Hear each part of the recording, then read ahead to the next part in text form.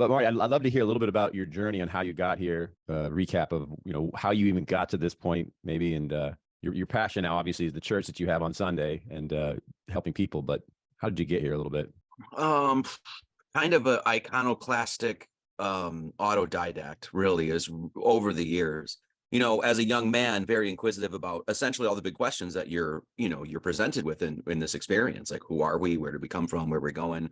So as a young man, I was always, sort of full of piss and vinegar, and that really led me into wanting to find the answers for myself. And so that led into all sorts of different avenues over the years, getting into everything from like quantum physics and science to religions, and then really again and again and again, not really finding answers from other people, from men, if you will, And so that just led into a fiercely autodidactic pursuit of these things myself. And I was never going to be satisfied until I could prove that there was a creator, and then I could have a direct experience with them, because I was never into the idea that you have to go to some other intermediary for that experience. I want a direct experience. Otherwise, it doesn't mean anything. And so those two things I very much have gotten over the years. I'll just say that. So Instantaneously, it brings me up that book, Power versus Force, by Dr. Hawkins. I don't know if you've heard that or read anything about his work. But he has the idea of just trying to find higher levels of truth. He goes into Christ consciousness a little bit, but it's the idea that it's so easy to get caught up in the given wisdom instead of challenging it and then trying to find higher levels of truth, because it kind of puts you in alone. You separate yourself from the others, and it's kind of scary. Did you also find yourself being alone a lot during this journey? my wife is just cracking up over here because she's like, yeah, that's one of the most difficult things about the journey, is that it really requires of you to be a warrior, because you are going to get a lot of crap, and you are going to get a lot of flack, and you're going to get a lot of people that hate you. And I've also found out over the years, because I deal in such like controversial subjects, and I take a different approach to a lot of these things than most people. A lot of times there'll be people that follow along over the years, like, yeah, I love what Marty Leeds is doing, and they'll get this far, and then I'll say something they don't like, and next thing you know, they'll turn on like Jekyll and Hyde. Like, next thing you know, I'm the devil, And so that's been very hard, because I don't like confrontation, but doing this, it's just part of the gig, And so, I mean, that's why they call it the straight and narrow, the gate, that path. It's a narrow path, because it really does take a warrior to be on that path. You have to be able to take a little shit. And so, yeah, there's been definitely moments where I felt separated from my fellow man, but that sounds all doom and gloom or like depressing despair kind of thing. But the payoff is how close I feel to the creator. That is, there's no words. I mean, Well, there's just no word. and I think that's some of the beauty right there, is that when you do find yourself so separated, you also find yourself very empowered, and you start to see some of the gifts that God's given you, or that you aren't aware of. And I think some of our conversations, emailing back and forth, was just on the idea of like how powerful some of the stuff you talk about is. But I think you're also trying to find parallels between other religions and their doctrines, and looking at more metaphysically. Is that something you try to? I know you do a lot of Christianity, but have you looked? I'm sure you look into other religions, but do you see some of the same things where, if we look at it more as a metaphysical perception of these ideas, these doctrines, we can get more out of this information, other than just Christianity? Say, Judaism, Kabbalah, I know is really big for you, and like Islam, Hindu. Have you tried to? Have you found the parallels almost in every religion, or? That's really what got me started on this whole thing, because I was not reared into any sort of religious background. My parents were just kind of like, figure it out yourself. They didn't tell me to be atheist or God-fearing or whatever. They're just like, look, you figure it out, which was one of the best things that they could have ever done. So early in my studies, one of the things that got me was comparative mythology. I mean, it was so shocking and striking to me how you could see all of these different cultures, from native, North and South American, Aztec, Mayan, all the way to Hindu in the East, and the Taoist, and you could sort of step back and look at them just as a very logical and analytical way, and see constant, overlaps with ideas and fundamental themes and things like that. So for me, it was like, okay, there's got to be something transcendent here. This cannot just be the thoughts and ideas of some culture here or that sort of thing. There must be an origin source where all of this actual wisdom comes from. A lot of people will try to seek that origin and say, well, it's Christianity. No, it's Judaism. No, it's this over here. We say, no, it comes straight from God. God Almighty. That's where the source comes from. One of the ones that really hit me when I was first starting, that really put me on the path, was the Trinity.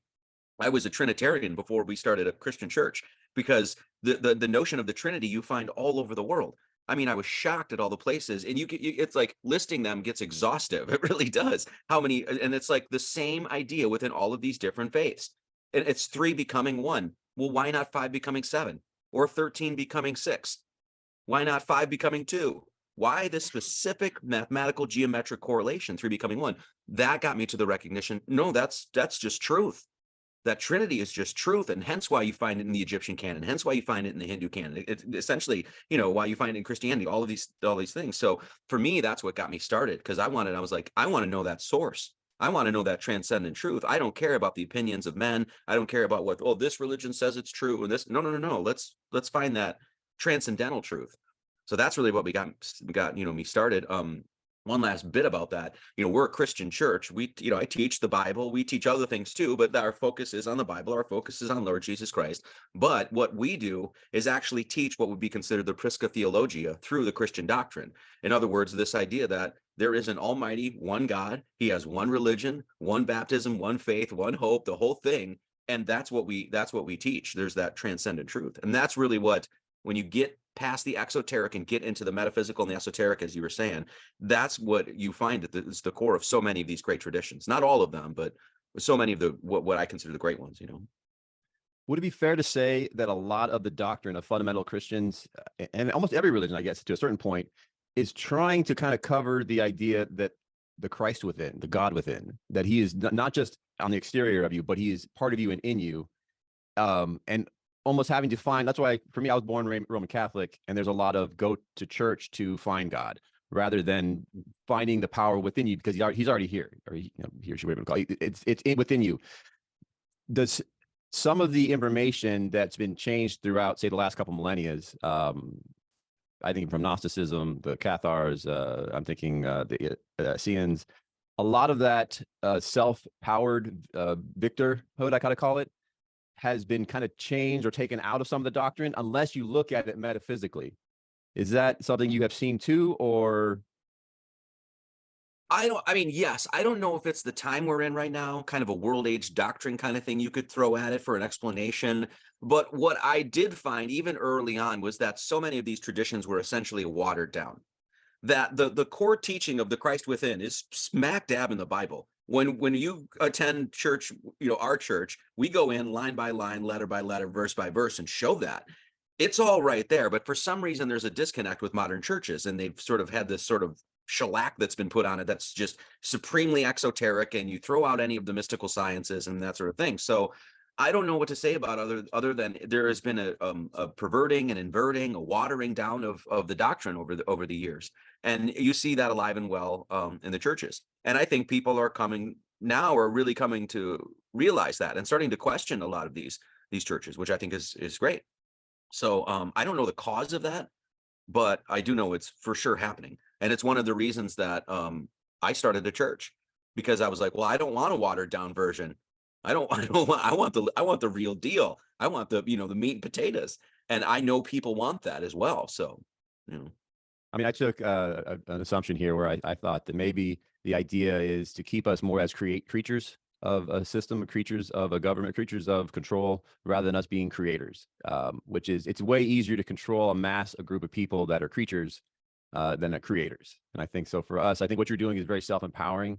That's why I said I loved a lot of the Gnostic teachings, and actually the Stoics too. Some of the Stoicisms in Hermeticism, they seem to have an overlap. Is that also, have you seen some of that as well? I know we're talking about some of these past religions, and I'll get more into modern day, but I kind of have you here, so I kind of wanted to see your perspective on, before Christ, there was, 3 or 4 groups of thought that seem to have similarities, and then even followed into what you're doing now.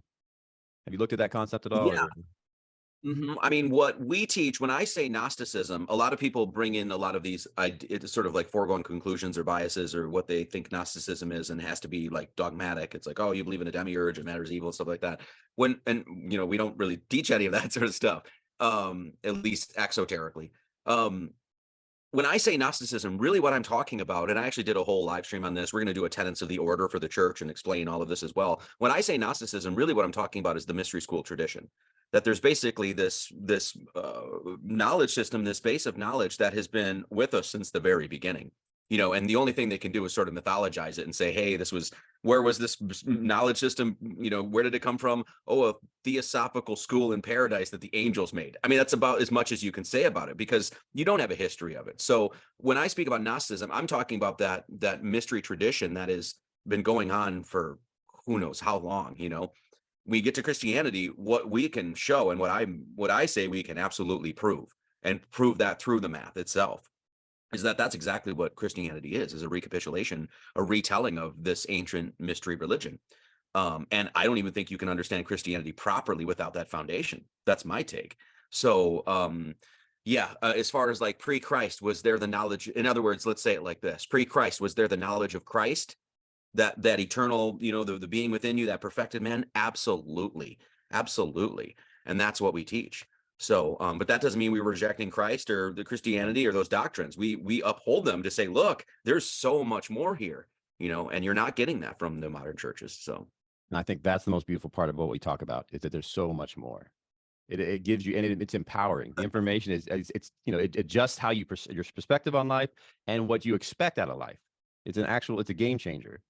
That's why I love it so much. And I did want to bring up the Gnosticism, because there is so much misconception. And sometimes I even think it might be on purpose, just to dismantle some of the truths that might have, or just to confuse people, control the narrative of the other side. But that's just my little conspiracy on that. But I love the making some clarity on these preconceived ideas about Gnosticism, because it is almost like a gut reaction from most fundamental Christians about just, you say the word and they go, oh, it's like an emotional reaction, emotional response. Go ahead, Marty. I mean, even just throw out Gnosticism for a second there, though. When you get into the history of Protestantism, you really see that sort of thing, same sort of empowerment. And it's not empowerment over another human being. It's empowerment to say, oh yeah, no, God gave me the tools right here with this brain and this heart and these hands to figure out my existence and figure out what I'm doing here and take hold of my life and take the reins and actually not be kicked around, be the victor and not the victim. When you get into the history of Protestantism, you obviously had we were just in Germany last year in October that time.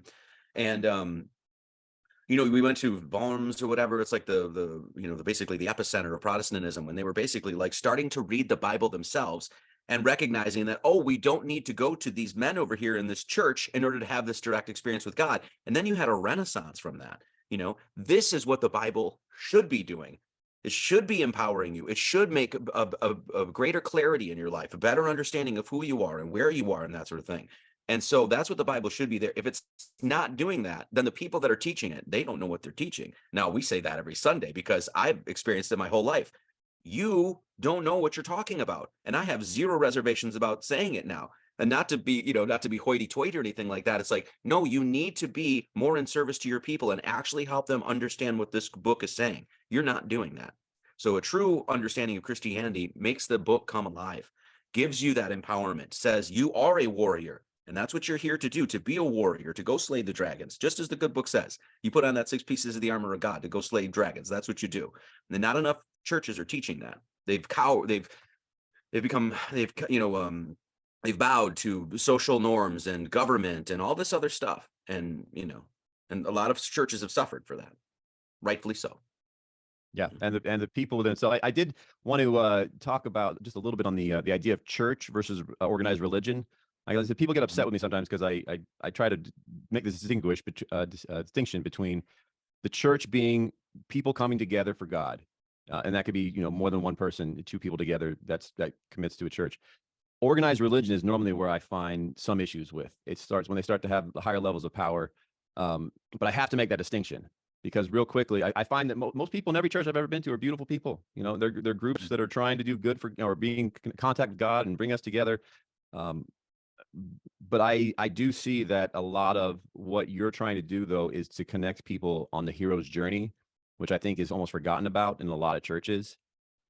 Is there any misconceptions that you have about, or people have generally about the hero's journey, that they don't get the duality of it all, or something? Because well, First, can I say about the church and organized faith thing? I totally agree, because I'm all about, like, and I have a lot of harsh things to say about organized religions and things like that. But I do know that so many of the people that go to those churches are beautiful people. They really want the best in this world, and they really sometimes just need a good teacher. And the pastor, the bishop, the preacher, whatever, is not being that, and that becomes the issue. So, and the church we teach, we're against denominationalism. Like, I'm against it.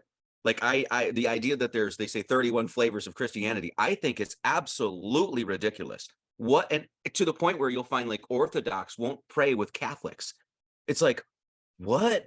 What are you talking about? No, you get on your knees and you pray with that person. That's what you do. Now, you're not going to put this barrier up. When you go to the Bible is very clear about the fact that, when I read it and I teach it, it's like, no, there is one church, and that church is wherever you are. You are in the church of Christ. Wherever you decide to put your hands together or put your knees on the ground and pray, you are in the church of the Lord and Savior. And that's what we teach. So I think that's an unbelievably empowering thing too, because it means you don't have to go down to your, your local, church here and be like, that's the place. No, it's good that that's there, and you need that community. But, we got to think bigger in this sense, that a church of Christ is to be connecting people. And what you have in modern day Christianity is, like I said, all of these different denominations. That needs to stop.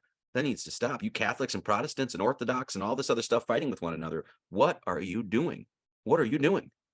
That's not the Christ way. That's not the Christly way. So there's that. But what was the other thing you had asked? I'm sorry. Now I'm going to go on that one because that was so good. An etymologist, somebody who's studying, the language, and I loved him, but he was always challenging every word and made me think about it differently. Just the idea of religion, if you just change it a little bit, it's religion, where you're putting people into legions. You're literally taking people and moving them apart from each other. And that's how I find a lot of religion does, is it tries to create distance between humans sometimes. Whereas instead of bringing us together, we have now how many different kinds of sects from every religion, even from Jewish to Hindus to Islam, and then of course Christianity. How many do we have? So it's beautiful when you start talking about this on how we need to find ourselves connected, because we are way more alike than disalike, and there's way more power of us together than not. So religion is, it's when you look at the etymology, it's like religare, religio, depending, Latin, this whole bit, you can go down that road. But basically what it says is re means to do again, and then legio is essentially a link, a bind, a chain. So what religion is supposed to do is genuinely, not, through the most authentic you can possibly be, is to relink and rechain yourself to God. And when you are rechained and relinked to God, this puts you in the sense, like, you have to be the most upright person you could possibly be. You have to be the warrior of the heart and mind. You have to be virtuous and honorable, and the most moral you could possibly be. Man's laws, when you're there, are ridiculous. It's laughable. I don't need does anybody need a bunch of stuff written down, like, oh, what do I do today? I'll go and follow the law. No, you operate under higher laws, and that's what a true religion should be doing. So to your point, it's really unfortunate that the modern religions are literally setting up separate camps in this sense, in the Protestant and then Catholic, and then even the Catholics don't agree, and then there's a Southern Baptist and the Northern Baptist, whatever. It's like, stop. So, well, I love the concept of relinking with God. You said that is beautiful, like the idea of, with religion being that connection. Just that perspective shift, because living out in the Midwest, I have never seen so many denominations of Christian churches ever. I mean, it blows me away that there's so many different kinds, different types, and and everybody's really proud of their church, and their group, and they're on their own path. But I think we're missing right now is, like I said, us connecting together in a grander sense, anyways. And not only that, though, you have all of these separate, and I've seen this just from experience, and I have no problem calling it out, but over the years, you have all of these separate religions, and they all have their own little doctrines and dogmas and beliefs and what they do and how they pray and when they get together. And, oh, we're on the Sabbath here, original, so we're on Saturday. No, we do it on Sunday, all this other stuff. And yet, when you actually start questioning them about the book of Revelation, nobody can tell you anything. Nobody has a clue about what that thing means, but you all got separate camps thinking you got the answers. Well, to me, that's a huge red flag, saying, actually, maybe none of you got it. Maybe you all missed the mark in one sense, and we need to take a step back, cleanse our mind, cleanse our heart, just go straight into God and say, hey, I want you to give me the info now, not Mr. Guy in the robe over here, Mr. Pastor over here, I mean, and what you're also seeing with modern day religions is that so many of these people are absolute frauds. I mean, look at, I don't know if you just saw the Dalai Lama thing and I don't know if you caught that, but okay. Well, maybe we shouldn't talk about that then. But, let's just say a lot of these guys turn out to be pedophiles and scumbags, and these are the people that are up front trying to tell you about the good book. Well, you don't get my ear anymore. You don't, you can't explain any of it. And then we look right past this little veil that you have on, and you're a slime ball. Well, we need better than that in our world. Plain and simple. Yeah, coming from the Roman Catholic Church, yeah, I understand that a lot. There's definitely been some controversial people in power. Yes, and let me also say this too, because I was just speaking to Alpha Vedic, a couple guys, and they had both grown up in a Roman Catholic schooling, and they said their experience was wonderful. They actually got a decent education, better than the education that they're getting now. The teachers were wonderful. They were really hands-on, and not in that way, but you know what I mean. So it's not like I don't want to just cast stones, from afar, Yeah. being like, oh, you're all. But when there's criticism due, when it's they've earned the criticism, so they should get it. And nobody is, nobody's everybody deserves a little criticism sometimes. Let's just say that nobody's immune from it. So That's healthy. It's healthy. You got to challenge yeah. it. It's either get stronger and you can build on it, or you get rid of it. I'm gonna go with the simple question here. You have the prayer beads around your neck. I mean, for me, it looks like a rosary. What do you have around your neck? And This what does is it a mean? rosary. We actually wear and it's kind of a long story, but my great aunt was a nun. My whole family was really like Catholic and very devoted Catholic. Like my uncle was a brother and this whole thing. So, and um that never made sense to me, but I loved my great aunt, and she always had a rosary. And I know apparently you're not supposed to wear them and stuff like that, but we don't really adhere to any of these dogmas or anything like that. She always used to wear her rosary, and so she gave me hers when she passed. I got her rosary, and then when my wife's dad passed, I gave it to him and put it in his grave. And I just always had such a strong connection to the rosary. I just always thought they were beautiful and that sort of thing. So now we just wear it basically as just a reminder every day. Like every day I put it on as just a reminder, like, oh, I got to stay on course, got to stay on that path, that sort of thing. Not that I want to get into this too much, but the one thing that really struck me and why I fell in love with one of the reasons I fell in love with the rosary is it has 59 beads. Specifically, the Catholic one does, and that's the one I had always had. And in Gematria, Jesus Christ equals 59. It's 27 and 32. So when I was undergoing, this study of mathematics and number and their associations to languages and that sort of thing, when I came onto that, it was one of those moments like, wow, like there's a reason for the 59 beads, and it was just this unbelievable connection. So I wear them ever since, and now my wife makes them, so it's really cool. So everything's sort of in house now. So No, that's beautiful. For me, I was an altar boy, so we were always having some sort of rosary involved. My mom was very devout Catholic, so we were saying the rosary, and I still have them. I have them in my car. For me, it does just symbolize the connection to God, and for me, also just I was around it my entire life. That's why I always love making the distinction. Like I love the people of the church. I just have a problem sometimes with organized religion because but I was absolutely raised the same way. I went to a Catholic school. That's why I think I also got some of my Latin comes from. I was able to start to look at some of the words is because I was around that. But I think a lot of that is like has changed. One of my well, go ahead. oh, go ahead, sorry. No, you go ahead, Marty.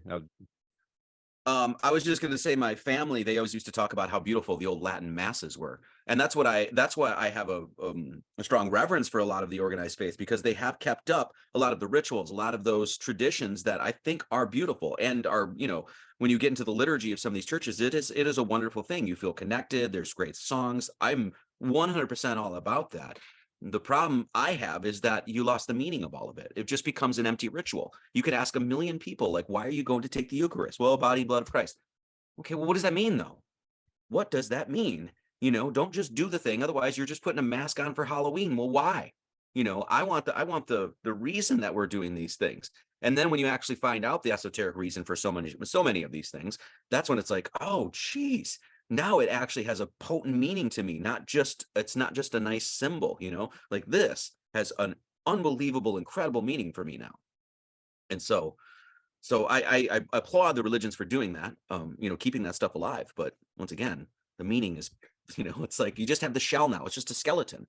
And we Yeah, need to put the meat and the heart back in that body. You know what I mean? absolutely. I see. One of my favorite parts of going to church was not the Eucharist. That it was the shaking of the hands, is giving each other peace. The peace be with you time. You just see everybody smile. The grumpiest person in church has to smile, you know, and feel that love. And you could watch people glow. And for me, that it triggered something like there's more to this. Like there's this human connection that we could share together and how powerful we are when we're in unity. It's beautiful. That I got sidetracked on what I did want to actually talk to you about because we're talking about Gematria, and I actually want you to go into a little bit about Kabbalah and how many things have a numerology connected to it. Where there's, I mean, it's not even we're using numbers or we're using words as numbers to almost communicate information. But what got you down that track? And you know, for somebody who doesn't know much about Kabbalah or Gematria, what are the biggest misconceptions, or if you give me a short synopsis of how people should be looking at it? Because a lot of people look at it as a not the astrology, but like 'cause that's not the word for it. But they're not. Divinatory. Yeah. Yeah, right. That kind of thing. Like it's woo woo kind of demon, whatever, right? Yeah. Well, okay. You know, for me, like I was am incredibly scholarly. Like I don't, in the sense that I don't really hang on woo woo things or theories and stuff like that. Over the years, I've totally ditched that. So when I got to looking at numbers and the universality of numbers in geometry, and how, once again, you get into comparative mythology, you'll find this all over. It's like, why is the number 7 sacred everywhere? Why is the number 3 sacred in all these places? That sort of thing. So when you get into the language aspect of it, what you'll find is this is just straight scholars. This is not conspiratards on the internet or, tinfoil hat people that are saying this. These are full, linguists and philologists and things like that actually study the history of languages. And do you know how many of these languages have had numbers associated to them? Once again, it's just straight up professors of language will tell you this. And then, I mean, all my books we're moving right now, so they're all in boxes. I could just pull some off the shelf, but just regular scholars that are like, here's the abjad system. Here's it in Greek. Here's the et cetera, et cetera. And so I was like, well, that's fascinating. Like, so all of these ancient cultures had a mathematical structure to their language. Well, why? That was the thing that got me. So a lot of times people assume Gematria is ridiculous or just force-fitting or it's some demonic thing or divinatory, and it's nothing of the sort. What it's saying is that the languages that we use are actually these highly evolved systems of wisdom is really what it is. So eventually what led to me was like, well, is there one for English? That was my question. It was like, well, there's one for Hebrew. We know that. And there's, we can do one for Greek. We know that. We've got the abjad letter system, which means you've got Hebrew, Torah, you got the Greek New Testament, you got the abjad, which is your Quran. Okay, well, what's up with English? Then, that led to all the studying I did. And then some, I don't know, direct revelations. I don't know, epiphanies. I don't know what you want to say, but about that subject specifically. So there's that. But yeah, I mean, what Gematria is there to do is to actually help you understand the stories of the good book more. That when you actually apply numbers to them, there's, once again, that gets to that whole, like, there's a lot more going on here than what you're normally reading. And so, God, I don't even know where to go from there. There's just so much to talk about. So, yeah, but let me say about this too. Like when you say Kabbalah, this is one thing most people think that that's like Jewish mysticism, because that's usually how it's defined. It's the most well-known. But when, once again, you actually get into the study of it, one of the things that got me right away is that they're saying Kabbalah is Jewish mysticism. It's like, okay, except Allah is the name of the Islamic God, and they walk around a cube called the Kaaba 7 times in their great journey to Mecca, right? Their Hajj pilgrimage thing. So the name Kabbalah, as far as I can tell, is specifically related to what would be Islamic, because Kaaba means cube. And so, but everybody says it's Jewish mysticism. Well, once again, when you take a step back and you say, wait a second, no, it's not just the Jews that have this. A bunch of cultures have this. Then we can go into the Enuma Elish. We can go into the Egyptian stuff. We can go into the Greek Ennead. We can go into the Norse, the 9 levels on the Kabbalistic, what would their tree of life. Literally, that's the first thing that the Enuma Elish tells you, or the Poetic Edda tells you about, a tree in the center of the creation and 9 worlds on it. We can go into all these other cultures and show that, look, they had the same thing, and they canonized it in their mythologies, to the point where it's like, as soon as you apply numbers to what they're talking about, all of a sudden, boom, now the stuff starts making sense, so there's that.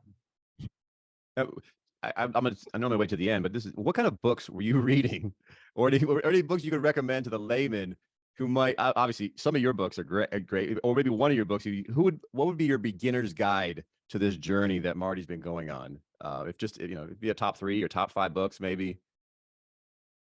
Well, I mean, that's why I wrote the book, the books that I've written, is because I'm trying to give people, I try to write them for the advanced, but also for the newbie. You know what I mean? Kind of thing. Like if you were just into, a rookie into this, you could start learning this stuff. So that's the reason I wrote the books, because I basically tried to consolidate everything I'd learned in the last,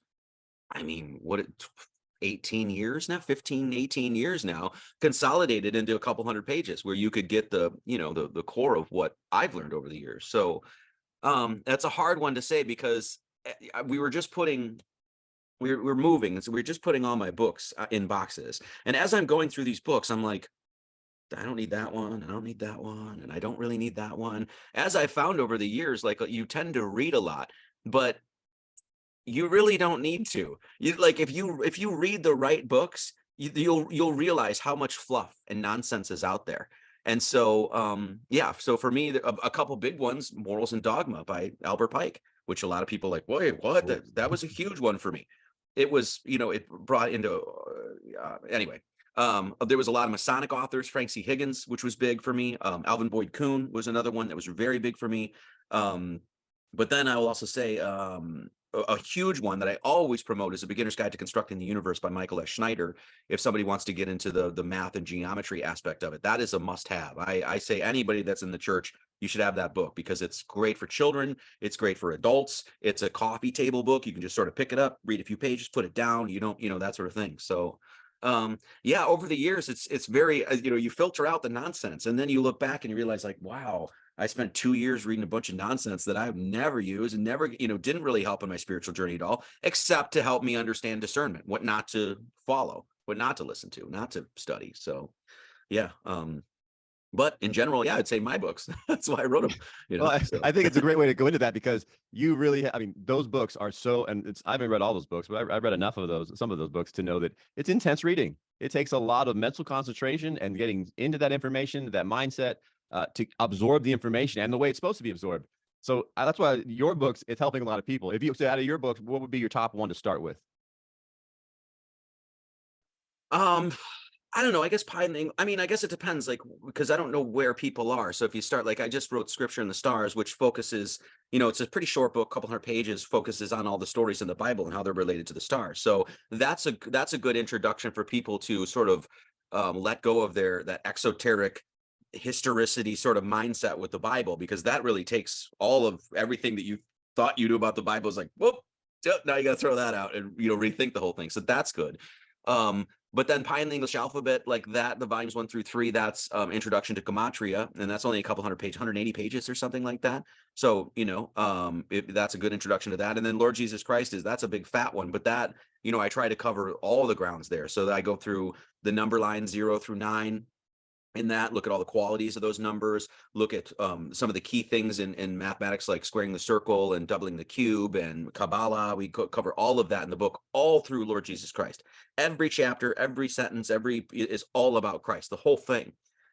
So that's, yeah, I don't know. I don't know where to start. It depends on where you are, I guess, and what you want, what you're interested in. Well, I think you gave everybody what they're looking for, what kind of range of information they're trying to get to. It helps to kind of see how the books are designed and what you were trying to what information you're trying to display. But I think a lot of the fundamentalist Christians right now there's like a tipping point of information where they're starting to challenge a lot of their information. I think some maybe more in the youth, but it might be in all ages. Are you seeing the same kind of tipping point where you're seeing more people interested in this kind of information? I know you've been on this journey a while, and maybe it's just me being hopeful with social media and different aspects, and but are you seeing any sort of like a wave a little bit, or is it still just kind of the same? Or is this me being hopeful? Like I said, am I just pulling on balloon strings here? No, it depends the day you ask me. Okay, that's honest. I appreciate that. That's right, really... it's honest. Like Sundays, I'm like, oh, we're screwed, and then other days I'm like, yes. No, I mean, in all honesty, though, if I'm going to give you the most genuine and balanced answer, there is absolutely the pendulum swinging back now. I very much see that. And the amount of information and the amount of people that are questioning things, the amount of people that are no longer trusting the government, no longer trusting the media, they're questioning their religious foundations and things like that. That is definitely swinging back this way towards, a more genuine world.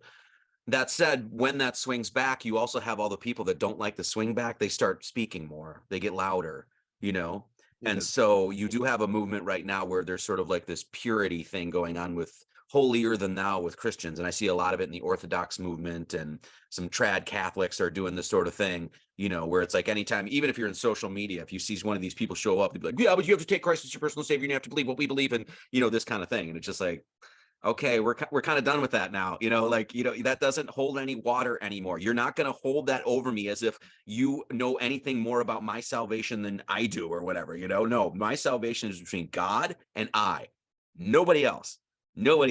So I think it's I think what happens, this is what my perspective is and what I've seen over the years, and then just studying esoterica and things like that, that the world age doctrine is very much a real thing.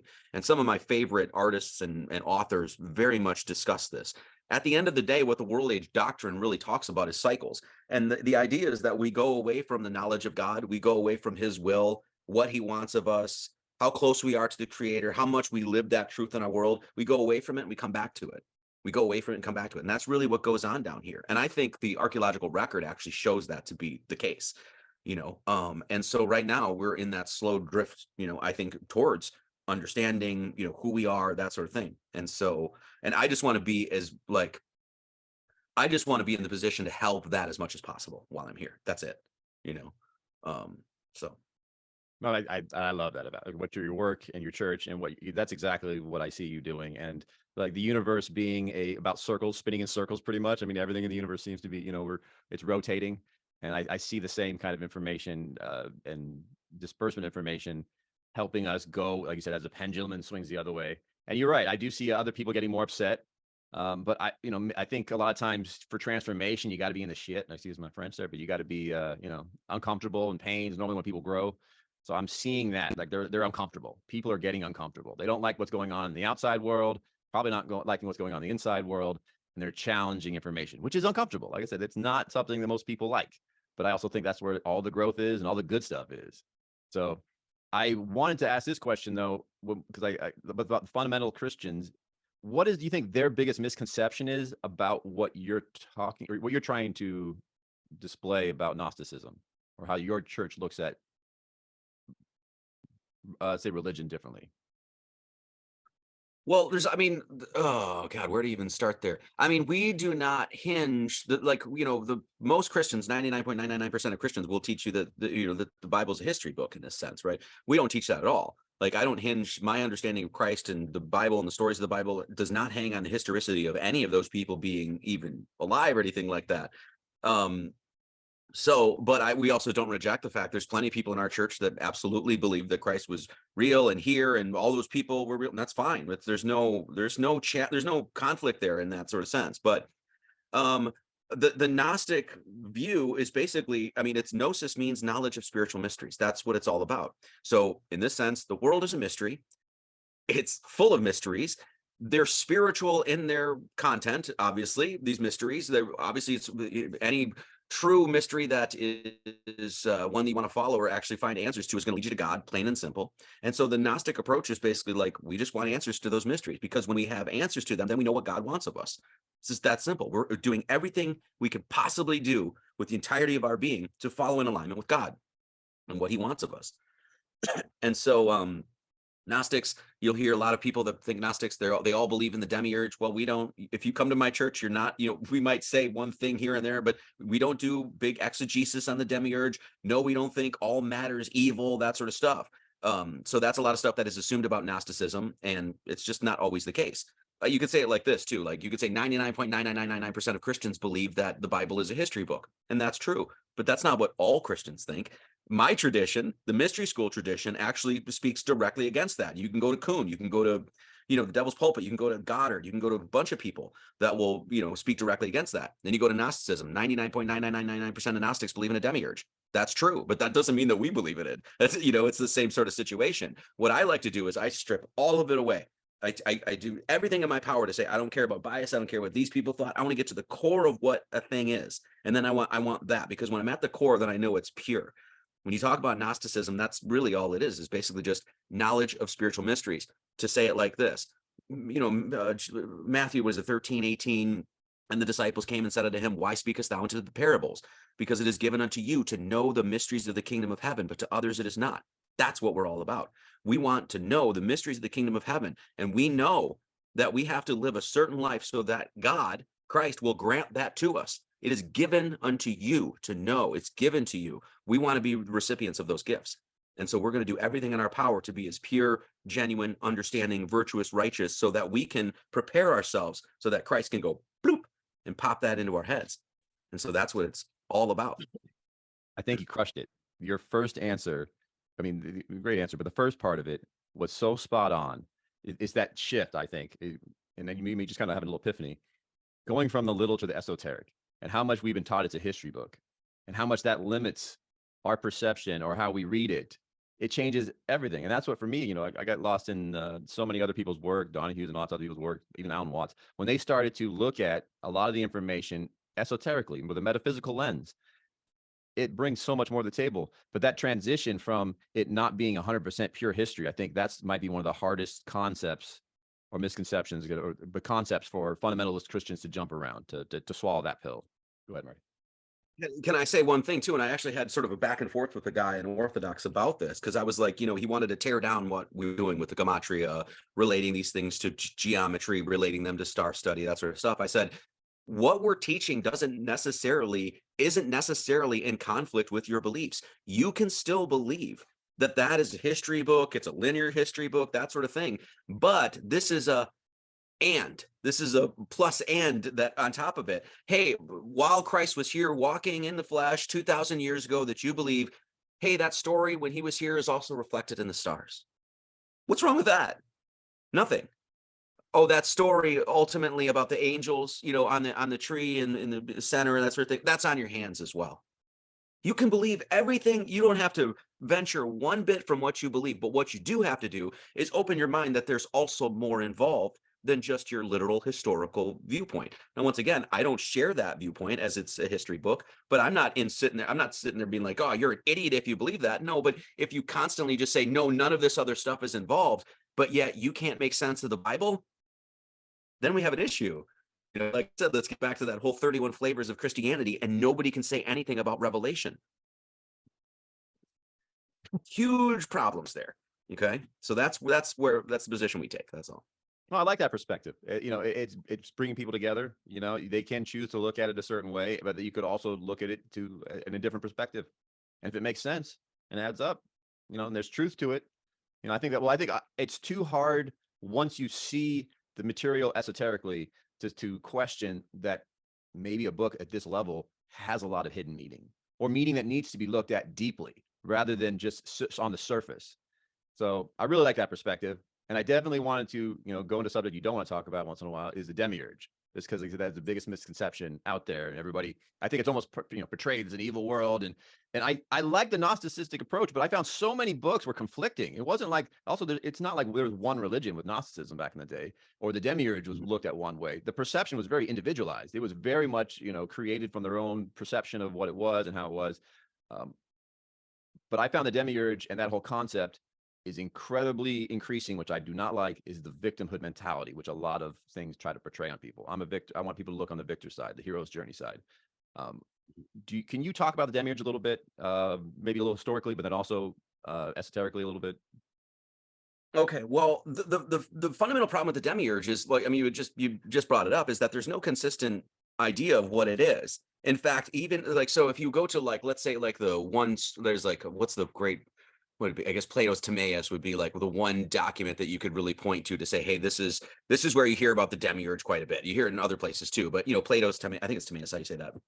Even in that, number one, anybody that reads that will tell you it's poetic. There's poetic conceits in there. There's, he's as highly mystical of the things he's talking about. And even in that, they don't, people that read that don't even agree with what the idea of the Demiurge is. So really what you have is this mystery is really what the Demiurge is a great mystery.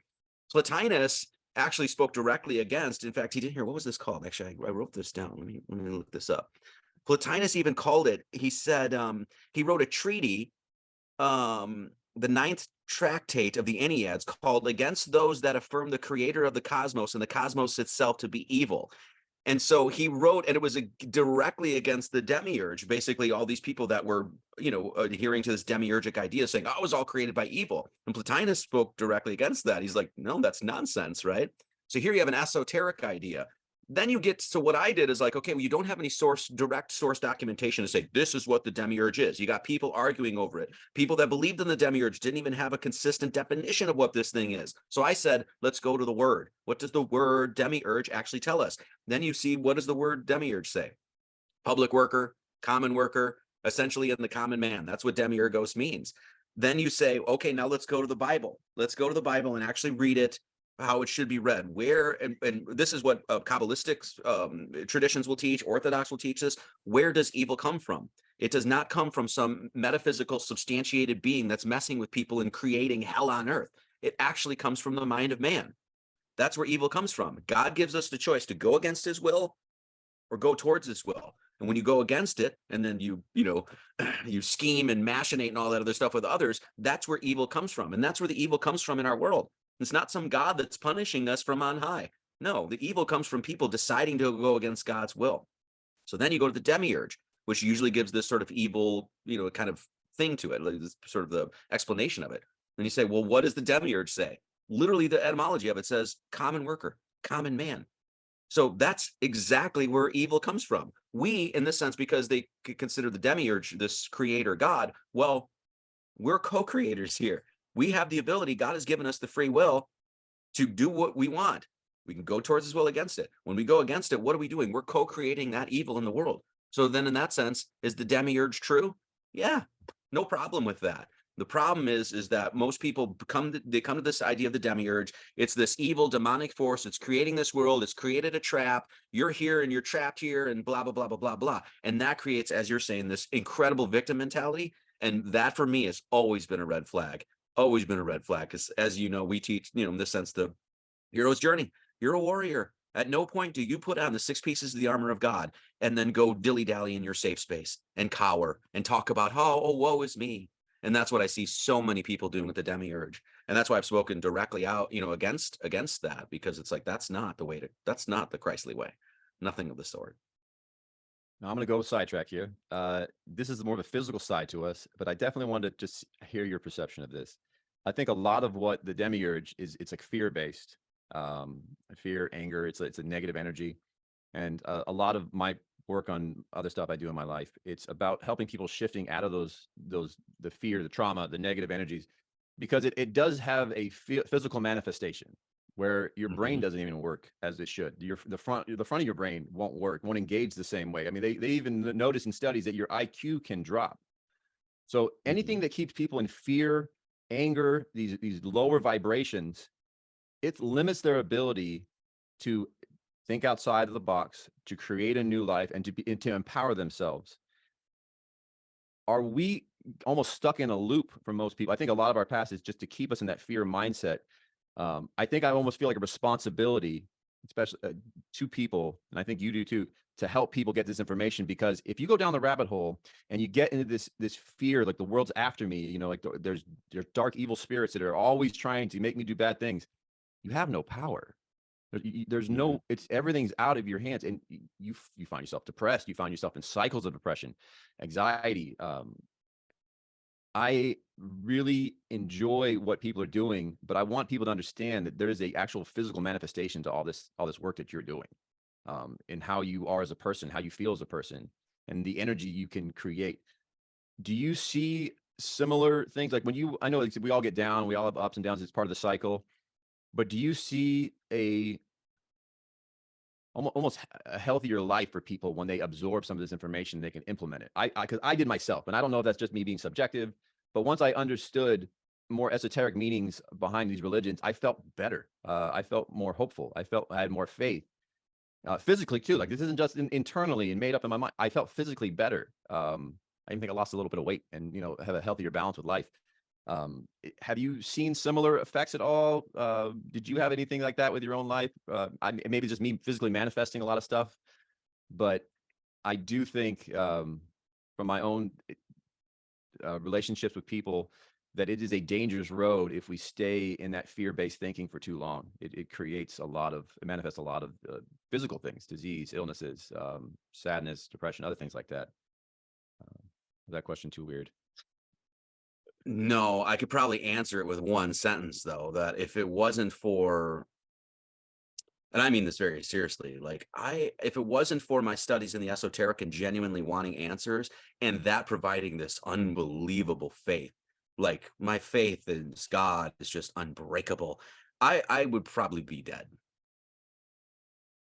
Suicide, drugs, alcohol, that sort of thing. And it wasn't like my entrance into this was some escape from that. That's not, a lot of times that's what you'll have, like, oh, I was an alcoholic and then I came to Christ, and which is great. Don't get me wrong. I'm not discounting that at all, but that's not what happened with me. I was just genuinely wanted to have answers in this life. And because I didn't have answers, that led to all sorts of depression and despair and, like, oh, drinking too much or, whatever it was, chasing skirts, that sort of thing. So yes, I mean, it's crazy some of the letters that I get from people. It's not that many because it's really hard to really get into what it is I have to say a lot of times, but the people, it's changed their lives completely because it's like especially the old, there's several older people that contacted me. It's just like, God, I never could make sense of that stupid Bible, and you finally helped me make sense of it. Like, I can read it now. Thank you. Like, that to me is like, coming from my background, not being a Christian, not reared in any of that sort of stuff. Like I said, I was a rock and roller, drank too much, that sort of stuff. For me to run a Christian church and then actually have people say to me, like, oh, you helped me understand the Bible. That was not in my road at all growing up. There was no, I mean, the idea that I would be starting a church and actually be a legitimate Bible scholar, at least to a lot of people, and actually helping them understand, that was not in the cards at all. That was never anything ever I was ever going to do. And now I'm here and I'm like, it's the shit. I love what I do. It's brought me so much joy. I've become, we're complete, we're not materialistic. We live a simple life, that sort of thing. So, yeah, I will also say this. One thing that I've learned, my wife has really helped me understand this too, is actually how much control we have over our emotions. Because I'm awful with it, real, and I have been for years. My wife is like a Zen freaking master with that. We're very yin and yang and that sort of stuff. But she's actually helped me understand that, like, hey, when you're in that state of depression, it's like, oh, it just keeps coming. There are things you can do to get your ass out of it. And it's completely self-empowering. And it's this one thing. It's like, it's this idea. It's like, not today, Satan, not today. Nope. And that is what people need, So, yeah, as far as the esoteric and the mystical stuff, it's there to expand your consciousness. It's there to expand your heart. And so when I learn this stuff and I can go out in the world and see the pattern, the order of this place, I know what's behind that. It's not a belief. It's not like, well, I hope there's a God. I have some good faith and belief. Nuh-uh, that's not what a Gnostic pursuit is. A Gnostic is getting the knowledge so that you can go and see it, so that your faith actually is substantiated. And that's what I want. And that's what I got. So, and if it wasn't for that, yeah, I'd probably be in a dumpster somewhere drunk and, yeah, anyway, so. No, that was beautiful. I appreciate that very much. And I know other people they're gonna feel that one. I do want to talk about the your own journey, but everybody's as well, the hero's journey. We're not alone in this. And you also got yourself in groups, I think even some churches that were of like mind. How much did that help? And can you tell me about, like, once you start surrounding yourself with people of like mind, did that just accelerate your growth in this information and your way to implement it with your own life? I think we talked about you. I think you were in the church with Donahue for a little bit or something. I don't know what organization that was or what kind of group it was. This was way back in the day on Facebook. We had a growing group. It was called the School of the Holy Science. And that was, who was in there? Santa Spinaci was in there for a while, Bill Donahue, that sort of stuff. And I was, when I was first getting into this, I was introduced to Bill Donahue and loved at least a lot of the earlier stuff that he did. Really loved a lot of that. And he was working off a lot of the same, traditions and that sort of stuff, the mystical and the esoteric. So that absolutely helped. But yeah, as it turns out, a lot of, over the years, it's one of those things that a lot of times these people sort of just fade off, or they kind of do their own thing, or they don't want to be associated with me or whatever that is. And that's fine. We're all on our path and we all have our growth, and I'm not for everybody. I understand that, so, but I always take the position, this is something I teach. You learn from every man. You learn from the high-minded, wise esotericists, and you learn from the bum on the street. In this sense, God is always trying to teach you things, and the people that are brought into your life are brought into your life for a reason, because that person, just like you, were brought into my life and I'm into yours for a reason, because obviously you got something you need to tell me, and vice versa. And so the Gnostic perspective is to just pay attention to that, be present. Sometimes the ascended master is the guy that you just, you're working behind a bar and you just served him a tall bock, and he's just some, schluff at the bar, but he's about to tell you something that's might knock your socks off. For 10 years from now, I'd be like, oh my God, I remember when he said that shit. Now it makes sense. That's the kind of mindset that I try to, teach people. So you're just spilling knowledge every which way. I don't know. You can't help it. The concept I was going with is the getting yourself in the environment of those kind of thinkers can help progression, help them adapt quicker. Because it's, if you just use society as a whole, if you're just watching TVs, movies, radio, you're not going to get much Marty thinking. You're not going to get much Gnosticism ideas. So trying to increase your environment with others. Do you have other groups that you have the church, you have the books, and you have your Sundays. You have Tuesdays too. But are there other avenues? Do you have a Facebook group up? I know Facebook probably doesn't like what you're talking about, but are there other avenues that you suggest people to get together? Because I know a lot of it now is we're doing everything over the internet. Everything's, done through the technology, so we don't have to meet in person anymore. But are there things do you have gatherings or suggest anybody to, like I said, I feel that a lot of the healing I do, I think we talk a little about my nonprofit with veterans. It's we do together in groups, even if it's just, through Zoom. But we get a lot of progression when you get those like minds together. It seems like a lot of breakthroughs happen. So that's the one thing that my wife and I one of the reasons we're moving from up north. We're kind of in the middle of nowhere, which we really like. We're sort of introverts in that sort of sense. We love the woods and the quietude, but we want to get a physical church going. Like what I would love to do would be like a 9:00 service in person, that sort of thing, and then do something online later. That we really want to build a physical church. And so one of the reasons we're moving down to Missouri, there's a lot of people there, and it's growing. There's a lot of people that are sort of moving that direction, that are very interested in what we teach and that sort of thing. So our 3 to 5 year plan, depending on what happens with the world, is let's get a physical church going. We would love to do retreats, everything, come down for do even a conference or that sort of thing. Come down, we'll do some star study, we'll do some meditation, we'll just get get that community going, because that's really what we need now, is these communities. And so I love doing the online thing, but no, it's got to get off of here. And so but that takes time, and it takes money, and it's and it how it is. It's for a lot of people it's a struggle, even month to month kind of thing. So we're just doing it step by step. But yes, in short, getting with like-minded people accelerates your ability. Just to look at guitar players. I've been a guitar player. You can sit in your bedroom for hours and you'll get good, that sort of thing. You'll learn from, but if you start playing with another person, it'll be your talent will exponentiate. And I've experienced that directly. So yeah, I love same that thing sort of. I love that analogy. And I think I moved from California to North Texas. Now I'm in Oklahoma, Missouri. You are needed here. There's so many Christian churches everywhere. And they are, a lot of people, I think you're picking the perfect demographic to build a church out. People are hungry for more information. There's a new younger audience that's out there, and they're involved with challenging things. They've seen enough, and they kind of see where the world's at. And I hear I got my daughter, she's just going into college next year, and all her friend groups, they're, no matter where they're coming from, a lot of very devout Christians, fundamentalists, they are, even including their parents, they're all interested in new information now.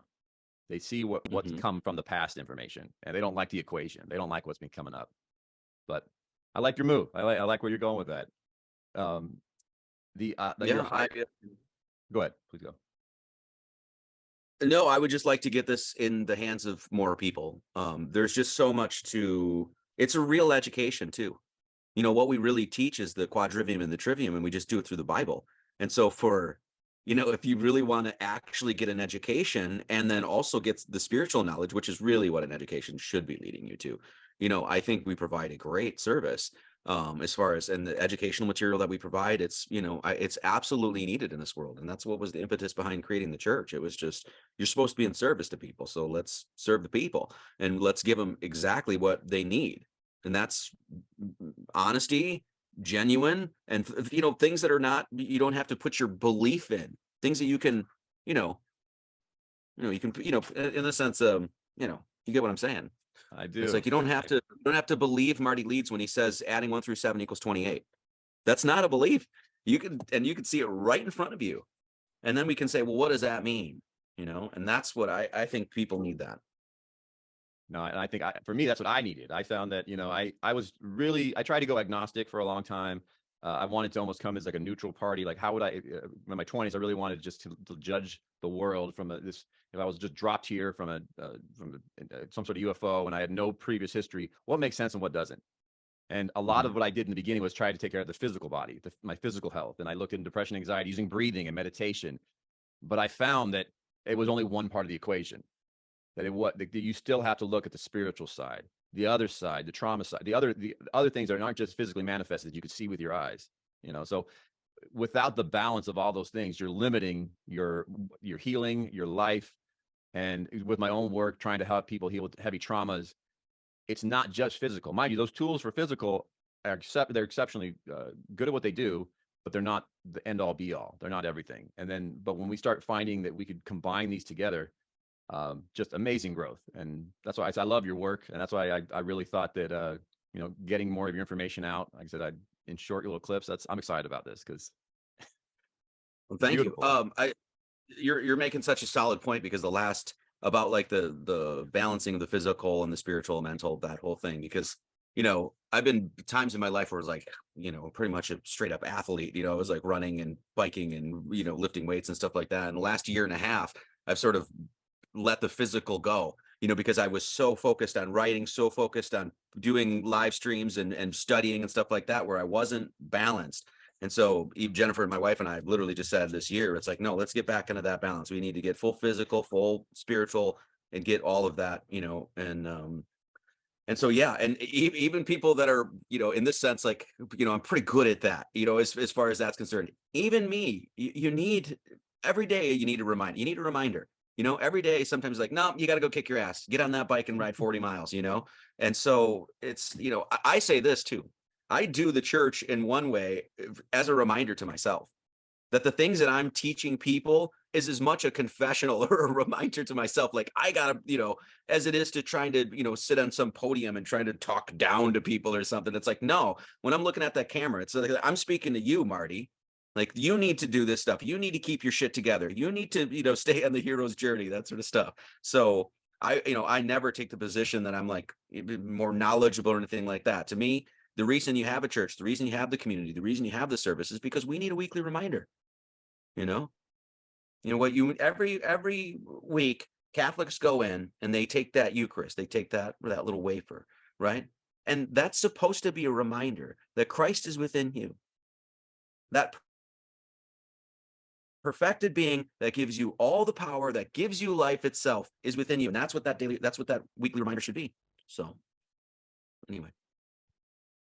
I have a joke with all my friends. I mean, I'm originally from California, born and raised in LA. And so when I come out to the Midwest, I tell people, like, going to a four-way stop, it gives you a headache, because everybody's like, no, you go. No, it's like just the opposite. Everybody's just patient. And on, God forbid, it's Sunday and you go to a four-way stop. You know, they're just so kind out here. It's just, that's it's a little side note, but yeah, no, it's a That's beautiful. a Wisconsin thing too. Yeah, is it really? Okay, yeah. Oh, you go. You go. Yeah. No, but I think we do need reminders, you know, because it's in all sorts, you know, from I'm, like you said, I'm trying to reflect it on my own self, and I've little notebooks and notepads and little things to kind of keep me going. But what you said about balance, trying to find that. And I think the only way you can find balance, though, is to keep challenging the wisdom that you have within yourself, and challenging, you know, these truths that we're given. Are these good truths? Are these a victim or a victor truth? And that's why so much of your work, I think, is what people need to get. They don't have to believe it, but they just need to see it, you know, and then they can take their own perspective of it. can I just say this? I said for the longest time, if truth is a divine truth, then it's incorruptible. It's completely, there's nothing you can do, nothing you can say, and any lie that you can throw at it that will distort, or it might distort somebody's perception of it, but the truth can never be distorted, can never be, it's incorruptible in this sort of sense. So I say, like, go slaughter the sacred cow. Slaughter it every day you wake up, because if it's actually sacred, it's going to handle anything you throw at it. And then after a while, you'll just get tired of trying to slaughter that sacred cow. You'll be like, okay, I get it. It's sacred. It's like, I don't need to constantly try to tear this thing down. I understand it now.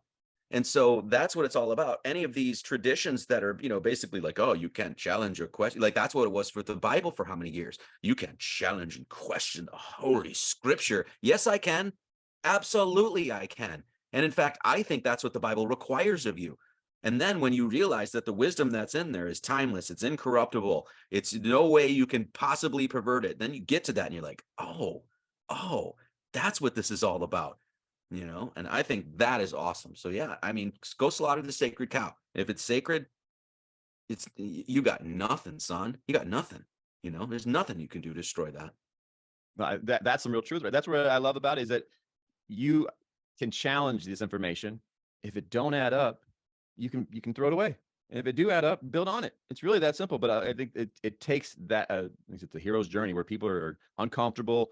They want more information. I think for me, like I said, it's so dismayed by some of the issues I have with the church, the organization, and as I was growing up, that I didn't want anything to do with the Bible for a little bit. Like, I mean, I read it, I learned about it a lot, but for me, looking at it literally, I want to say it kind of ruined it for me. It wasn't, I didn't see the value in it until I had that perspective shift. And I was like, oh, wow, the mind, the relationships, how to, the daily, it's like Tony Robbins to the 10,000th degree, of self-improvement. If you choose to look at it that way. I'm actually glad you're saying that, because that's one of the things I'm trying to do for people, because I know, because of the literalism and because of a terrible experience they may have had with religion growing up and their parents forced them into it and it never made sense, that asking them, and I've had people specifically call me about this, being like, Marty, you want me to go back into this thing now? I just spent 30 years getting away from it because it never made sense. And now you're telling me, as a guy that I respect, we're supposed to go back into this thing. Yeah, you are. And I'm trying to give people, trying to, let go of that baggage, free your shoulders from that heavy burden, and now go into it with a fresh mind. You don't have to be tethered to any of this old beliefs and things like that. Never made any sense. Why would you be tethered? Why would you shackle yourself to it? So I'm trying to give people that fresh look at it and realize, because to me, it's like, I can't believe I'm even saying this, but the Holy Bible is incredible. To me, it is by far the greatest book ever written. That's just my take, my opinion. And there was, like I said, the idea that I'm even saying that, if you would have asked me that 20 years ago, I'd be like, what happened to me? I thought things were going pretty well, but now I'm like, no, I can't wait to preach about it Sunday, because it's a genuine, fantastic piece of literature. And yeah. I couldn't agree more. That's pretty much, like I said, as soon as you make that little flip where you start to look at it differently, it becomes fun. The journey is just, you're ready for the next story. You want the next allegory. You want to look at it differently. And that brings me into one. I loved your talk on Satanism. Let's just go for that one real quick. Could you do a brief on Satanism? Well, I know. Right? I mean, it's essentially, God, there's so much to say here. I mean, number one, anybody, we talk about going towards the will of God, right? That we're given free will, and God wants us to be the most upright, moral, loving, caring, virtuous, righteous warriors in this life. And God wants us on that course. And the crazy thing about that is, when you get on that path, it's not like all of a sudden everything just starts lining up. It takes a while, but then you get all of these little magical things and miraculous things and synchronicities and people that enter into your life and all of that sort of stuff. So there's that path that God wants us on, and then there's the other way. Now, when you talk about the other way, at least biblically, you have an Old Testament and a New Testament.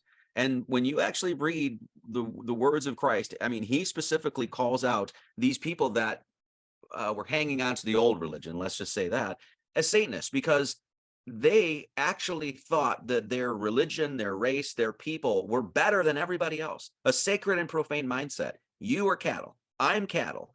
Everybody else that doesn't believe what we believe is cattle, right? You're not actually God's people in this sort of sense.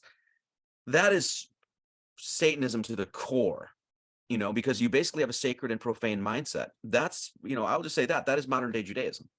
That's what it is. Judaism is we are chosen over you. We act out that belief in the world. We have an in-group preference, which is fine. Everybody can have an in-group preference, but our in-group preference says we're better than you, we're more sacred than you, and we can do whatever we want with you because you're not of the chosen people. That's Satanism, plain and simple. And there's no getting around that, because that's not what we teach. I recognize, even in my enemy, just as Christ tells us, that there's a divine spark within that person, and that divine spark goes right to God, and we're supposed to love them. And so to me, what Paul is saying and the message of Christ is all about, hey man, we're all on the level in this sort of sense. We are all have that equal divine spark within everybody. And that's what you need to see in somebody. That's what you need to, even in your enemy, you need to see that. If you have a religion or a race or group of people that literally rejects that, they're rejecting, God's total, his will. And so that's sick. It's what it is. And the idea that Satanism is just a bunch of people in a church worshiping a bad guy. That's not what you're looking at. That's not your perception of Satanism. Correct? No, it's not to say that there isn't that goes on too, right? But in that sense, the road to hell is paved with good intentions. Yeah, I mean, people that believe that are Satanists actually are under the delusion that they're worshiping their God, God, the Almighty. No, you're not, because you've made a division that doesn't even exist, and then actually created yourself as sacred as opposed to the rest of the people. That's a sick mentality. There's no getting around that. And that's what you deal with down here. That's why, once again, you need to be a warrior. You deal with the good and evil down here, and you have to be able to temper your sword and deal with it. And I don't know, God rewards the courageous. Okay. Angels. Angels are that gets into Kabbalah. That's exactly what it is. So when you talk about the Christian angelic hierarchy as 9 angels, it's separated into 3 levels. This is literally the numbers 1, 2, 3, 4, 5, 6, 7, 8, 9. Now, most people understand numbers. They're like numb to most people, right? It even says it in the word. Most people are numb to numbers, and they think that numbers are just some cold, dead artifacts of nature or some shit or whatever, right? No, they're actually alive. They have correlates in geometry. They have fundamental qualities and attributes, all of these sorts of things. So when you have all of these ancient cultures that actually, you have the Ennead, 9 gods, angels, there's a bunch of different ways to describe this. What they're actually referring to is metaphysical truths that are incorruptible. What do I mean? Okay, once again, when you get to that sacred cow, it's a truth that you can't corrupt, you can't invert.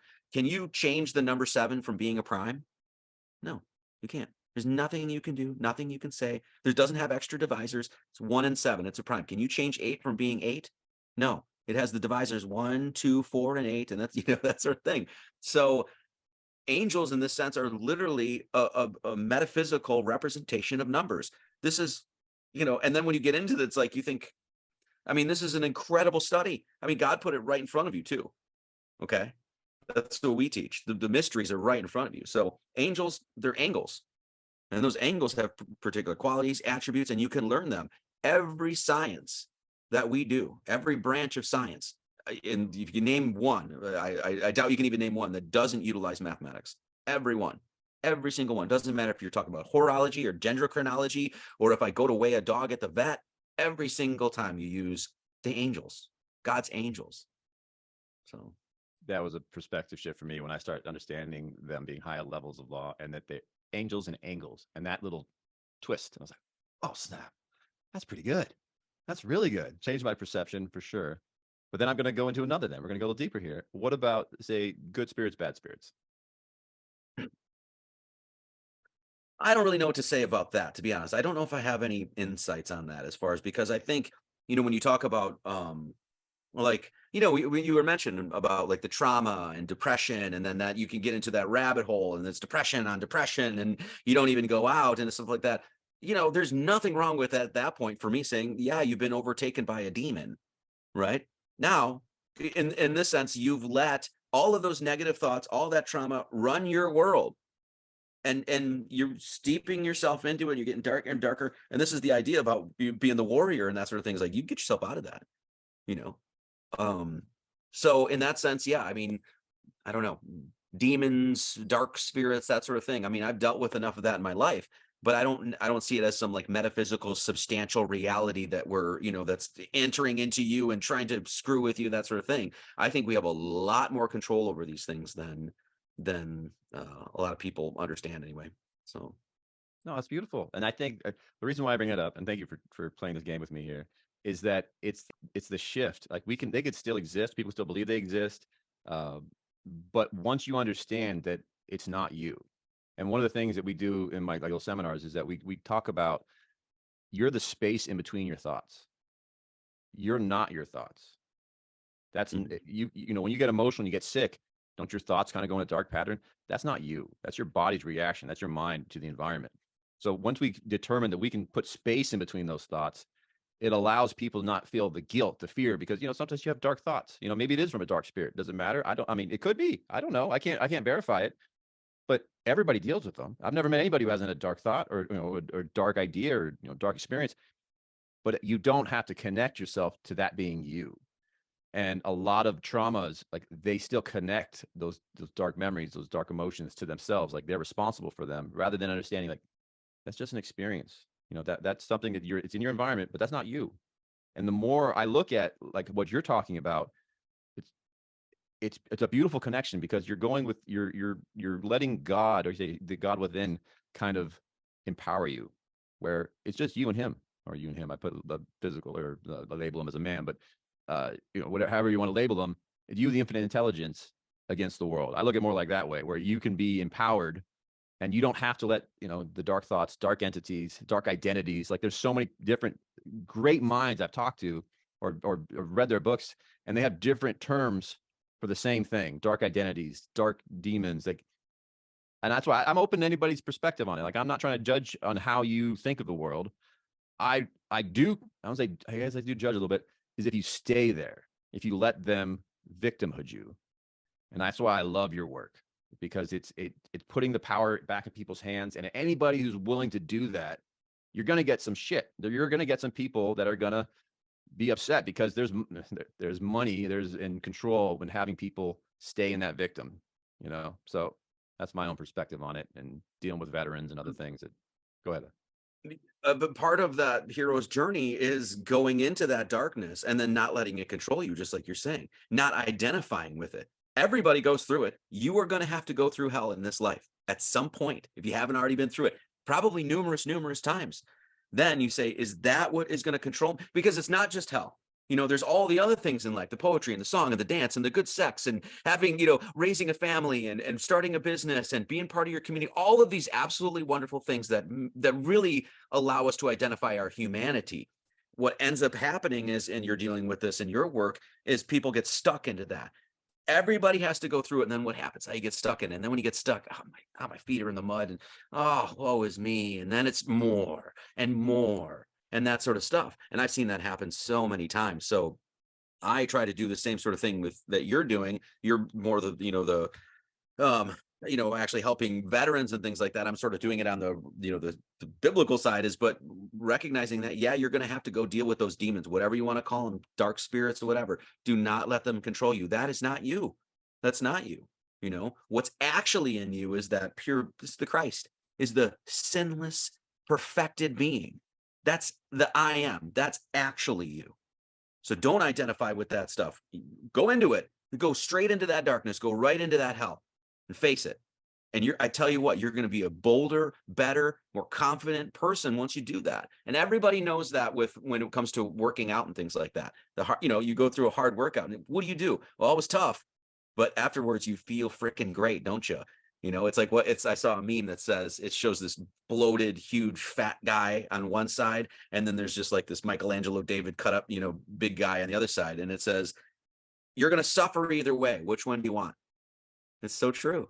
You're either going to suffer through eating and feeling like crap, and then you're going to feel awful, or you're going to suffer through your workout or whatever it is. And what's going to happen? Oh, you'll feel better. And then that true Christliness will be in you. And that's empowering. That makes you feel better. That makes you inspired. I always say this, what is the point of spirituality if it doesn't inspire you? We're supposed to be spirited. That's what inspiration and spirituality should bring you. And if it doesn't, you're probably listening to the wrong person. You know? Now, there's a truth right there. I mean, I know that at certain points, religion, even the Catholic Church, I felt inspired. There were moments of those where you felt it. It wasn't sustained. It wasn't something I could build upon, but I knew it existed. And once you feel it, you want more of it, because life becomes different. It becomes, now you're a conqueror. Like you said, you are that hero. And I could talk to you all day, but I want to hit this last one because you're smashing them right now. I think you just talked about it a couple weeks ago, heaven or hell, or you're talking about hell mostly, I think, in this one, but the idea of it not being an actual physical place. Could you just give us a quick one on that one? Hell. Well, first, if you want, what I teach at the church is like, look, we're given a cosmology, and everybody shares that cosmology. The same canopy of stars is over our head. We're all enshrouded in this, in heaven, in that sort of sense, right? So heaven actually is in a sense this like a metaphysical place. Of course, it's not physical, so it's not really a place. You're going beyond dimensionality, beyond the beyond when you get to heaven. But in this sense, heaven is a specific point where you go up and out of this canopy, and that's the pole star. And this is how it's basically been understood throughout cultures. You can go to Native American cultures and they call it grandfather spirit, or, all these different ways. Then you read the Bible and it's like, no, heaven is like, there's a place where Jesus goes up and out of this whole thing. And Draco takes him to the top where he sees all the kingdoms of heaven, and he says no. And all this, we can go into all that. Then you take the antithesis of this would be what? Hell. And where is that? Well, hell, I mean, even Inferno, hell, Hades, Sheol, all of these refer to an underworld. Okay, well, I just go right to our star pattern and we say, well, what's underneath there?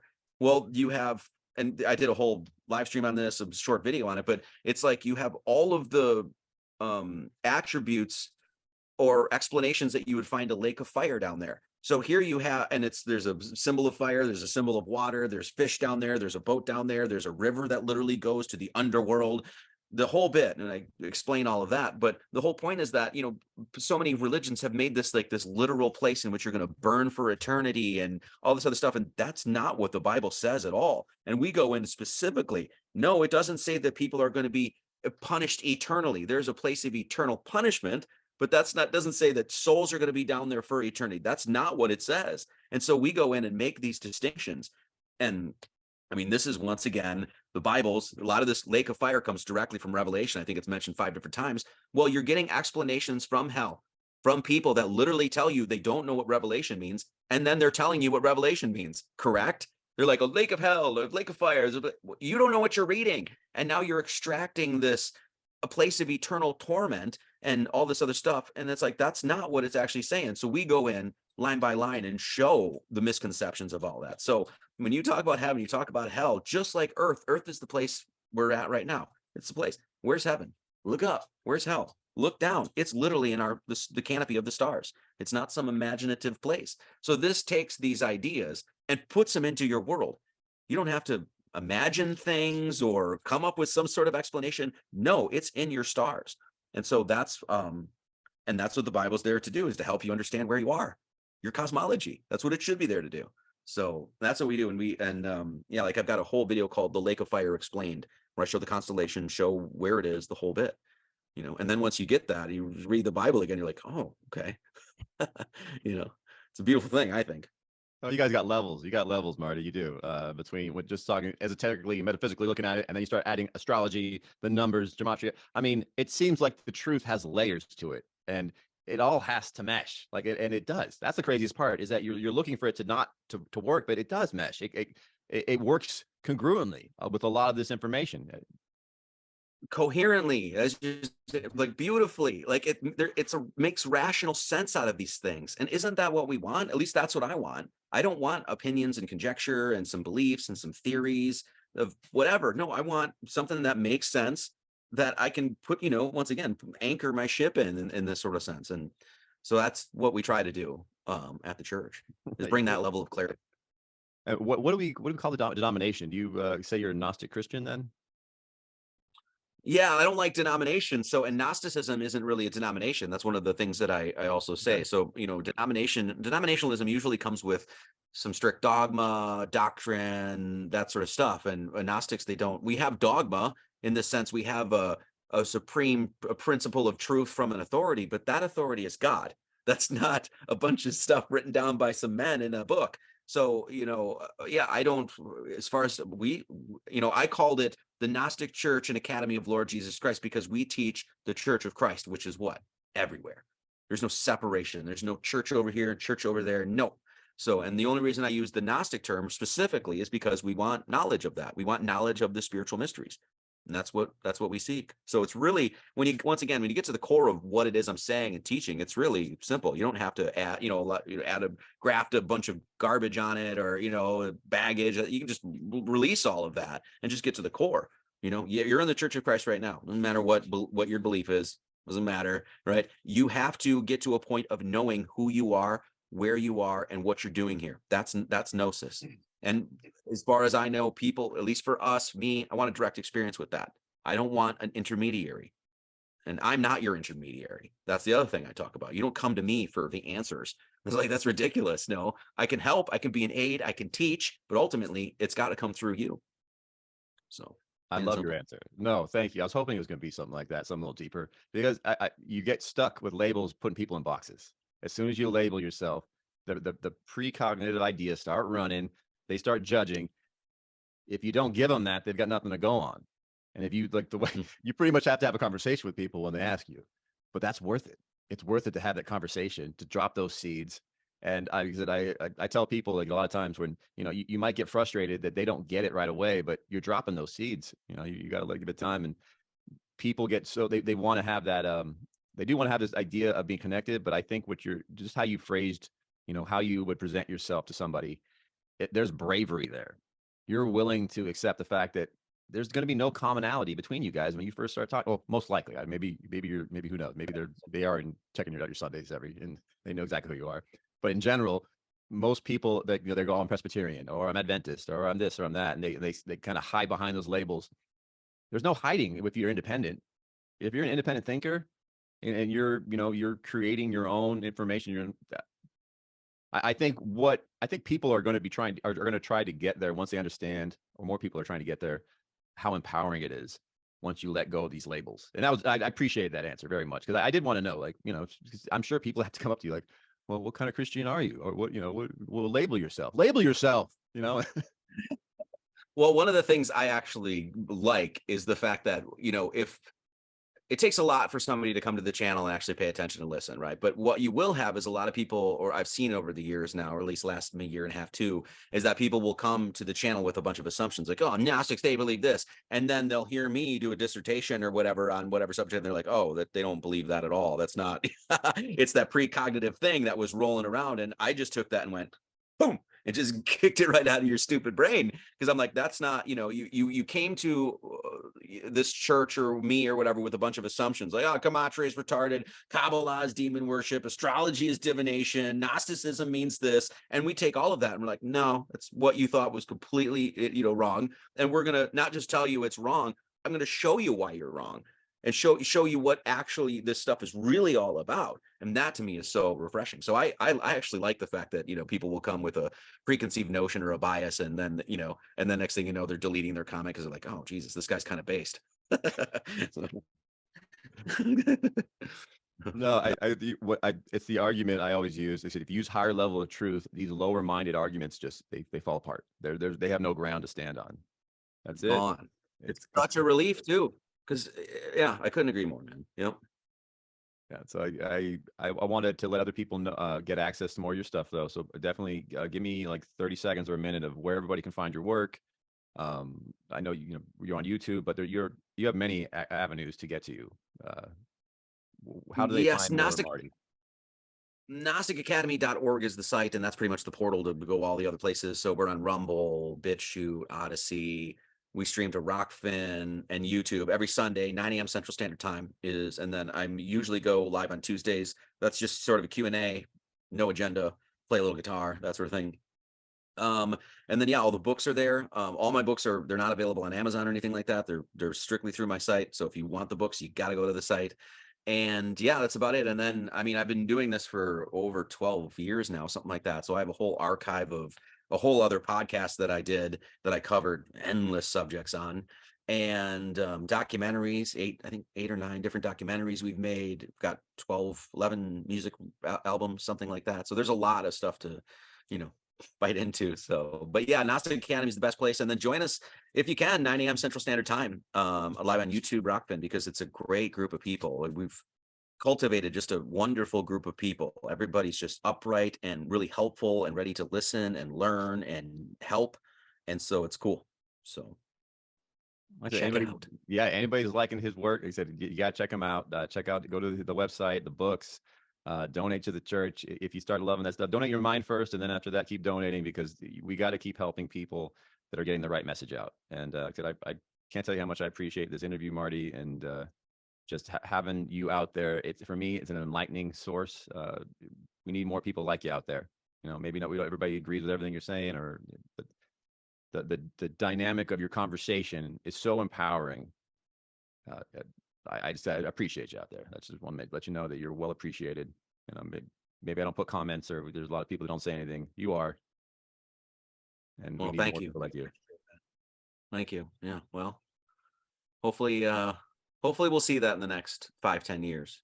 I would like to see, I think everybody's ready for a big turnaround in this world in many different ways, spiritually, physically, governmentally, all of it. We want to live better lives. We want to live more in line with nature, God, whatever we want to say. And I hope we see that. Like I said, I think that pendulum is swinging back.